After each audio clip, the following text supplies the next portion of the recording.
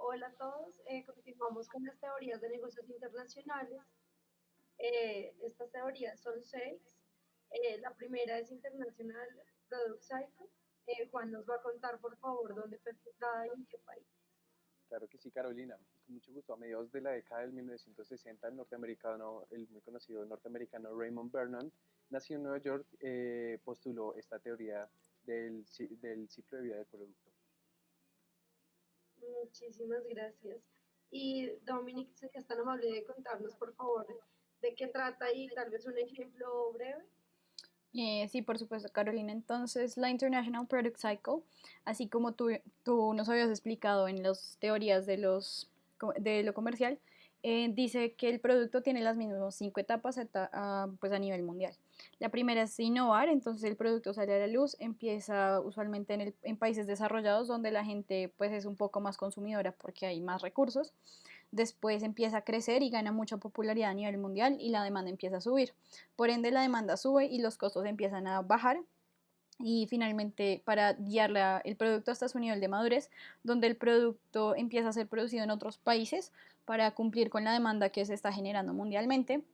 Pero a la par van creciendo mucha competencia, entonces empieza a llegar a su etapa de saturación, donde ya parte del mercado lo van a tener las competencias y eventualmente empieza su decline, donde la empresa empieza a perder ya plata y ya no gana igual que al principio de estas etapas. Y la empresa normalmente tiene tres opciones a nivel internacional, que es descontinúan el producto o venden su compañía o finalmente algunas veces pueden cambiar el negocio a un país que esté en vía de desarrollo para seguir produciendo a menores costos sin que les afecte tanto su producción. Y el ejemplo sería muy recientemente el nuevo iPhone que salió, donde sale el nuevo producto y por ende empieza a crecer la demanda, todo el mundo quiere comprarlo. Ahorita debe estar vendiendo pues un montón de millones, la gente saca préstamos para comprarlos, pero mientras va pasando, empiezan a ser producidos ya en mayor cantidad desde China, pues Apple tiene su productora ya, por decirlo así, y después ya el iPhone, después de un tiempo, va a empezar a pasar de moda en los próximos meses, donde empieza ya a caer, a declinar y ya finalmente, pues el próximo año, más o menos en este nivel, deben sacar el nuevo iPhone para empezar de nuevo el ciclo y seguir pues llenándose los bolsillos. Así es, Dominic, muchas gracias, por ejemplo, estuvo muy chévere.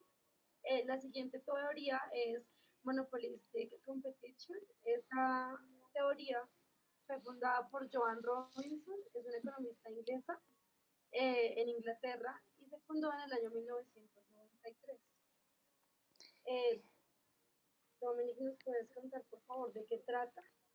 Sí, por supuesto. Entonces, la Monopolistic Competition es una teoría donde se establece que la diferencia de cada producto es lo que hace el producto único y por ende crea un parcial monopolio, porque pues es tan único que solo esa empresa lo vende y por ende pues solo ellas los van a seguir vendiendo y crea un pequeño monopolio.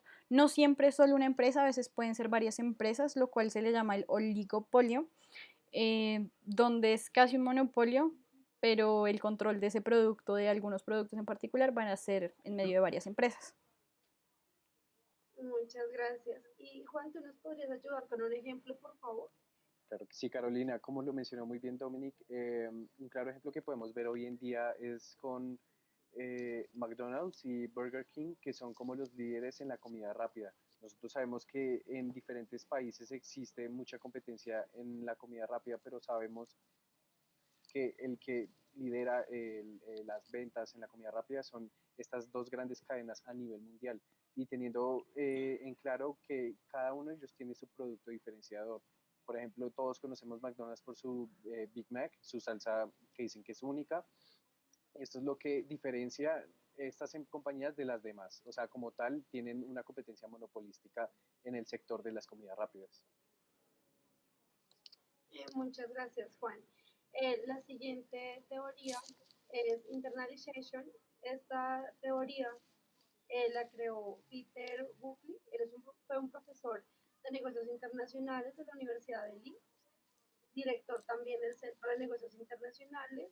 Se creó en Inglaterra, también acompañado de un profesor británico. Juan, ¿nos podrías contar, por favor, de qué trata esta teoría?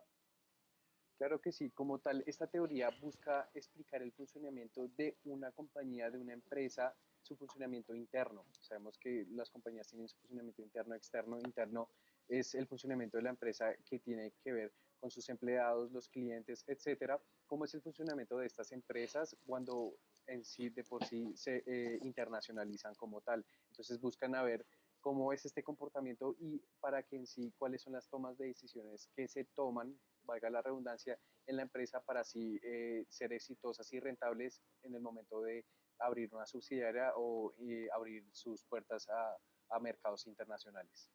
Ujú. Muchas gracias. Un ejemplo de esta teoría es una empresa multinacional, como lo es Mave Colombia, donde hacen un estudio previo interno para validar a qué país pueden incursionar y en temas de costos que les conviene para poder pues, incurrir con un producto de toda su línea blanca pues, en los países que ellos tengan como viabilidad para su mercado. Eh, la siguiente teoría es el Transaction Cost. Dominic nos va a explicar, por favor, y a contar en dónde se fundó y por qué. Por supuesto, se fundó en, qué pena, dame un segundo, en Estados Unidos por el señor Oliver E. Williamson en 1991. El señor también ganó un premio del Banco de Suecia por ciencias económicas y es más conocido por la Transaction Cost Theory.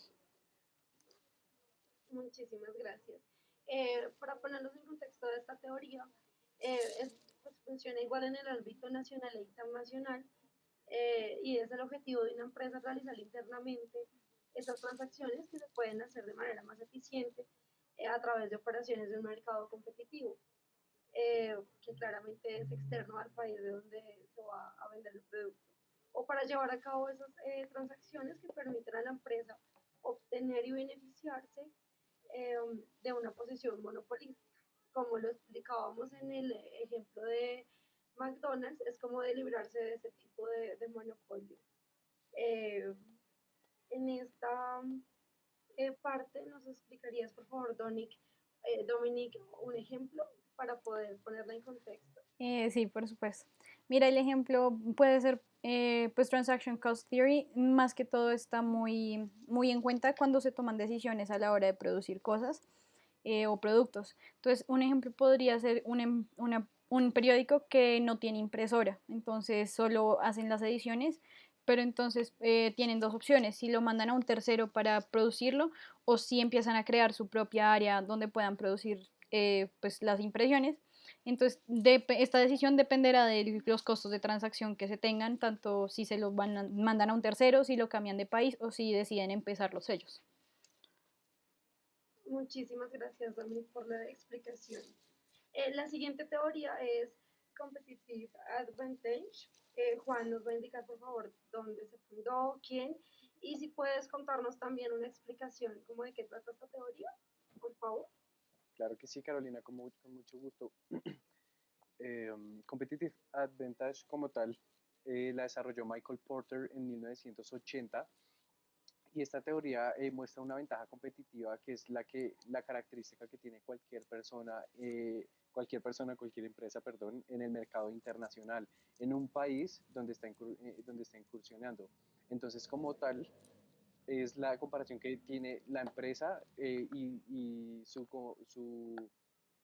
competencia directa, cuál es la relación entre ellos y si es mayor o menor las ganancias y la diferencia. Ok, muchísimas gracias. Dominic, ¿tú tienes tal vez un ejemplo con el que nos ayudes a entender más esta teoría? Por Eh, favor. sí, sí, señora, mira. Un ejemplo claro es, por ejemplo, las empresas americanas mandan el call center o el servicio al cliente a empresas en India pues porque es mucho más económico, porque sus costos de transacción son menores en India que en Estados Unidos, dado que en India su ventaja, su competitive advantage, la ventaja que tienen como competencia es que el precio, o sea, los sueldos y eso, pues es menor. Entonces le gana a Estados Unidos en este caso. Ok, muchísimas gracias. La siguiente teoría y con la que ya finalizamos las teorías de negocios internacionales es Eclectic Theory. Esta eh, teoría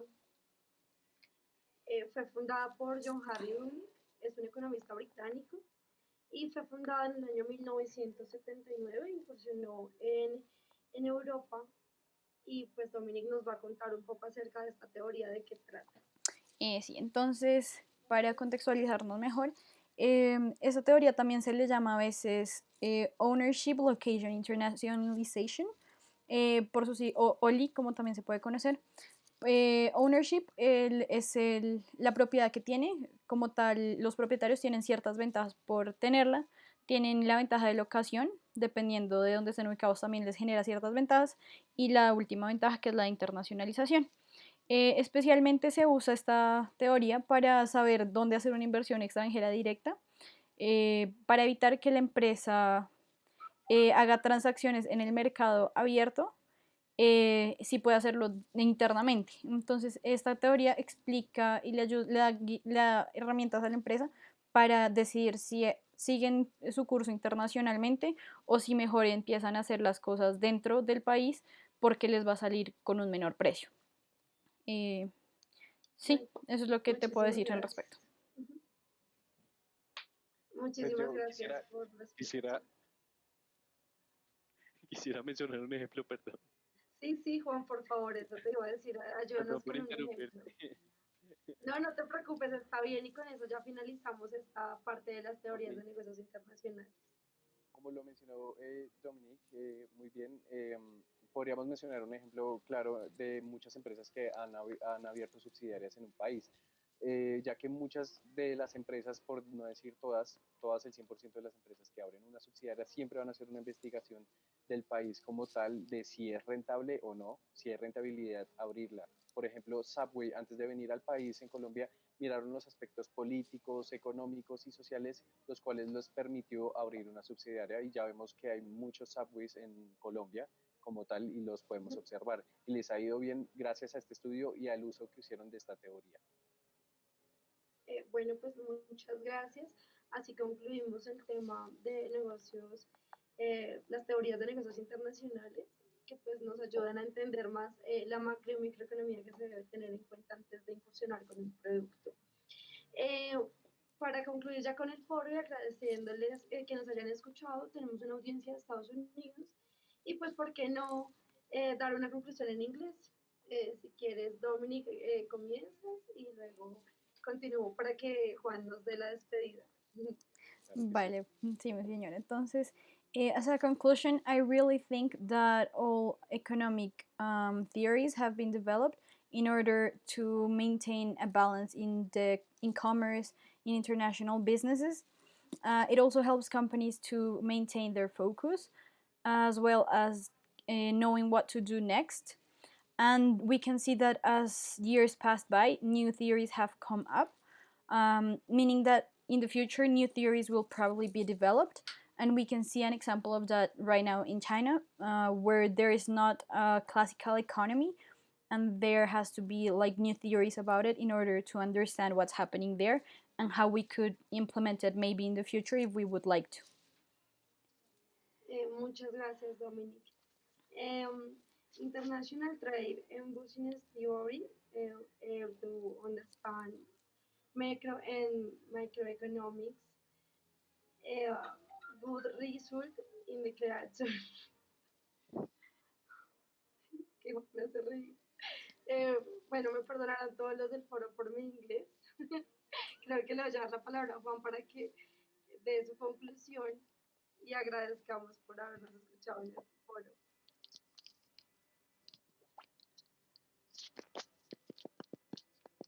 ¿Sí? ¿Me escuchan? Sí. Sí, sí, te Sorry. escuchamos.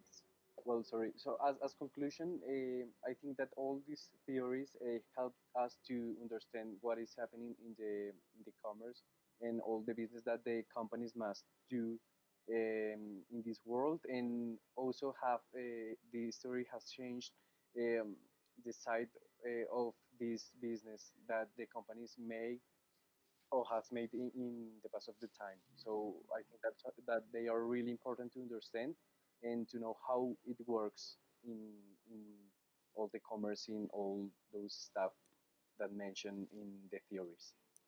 Si me permite, me gustaría dar otro pedazo.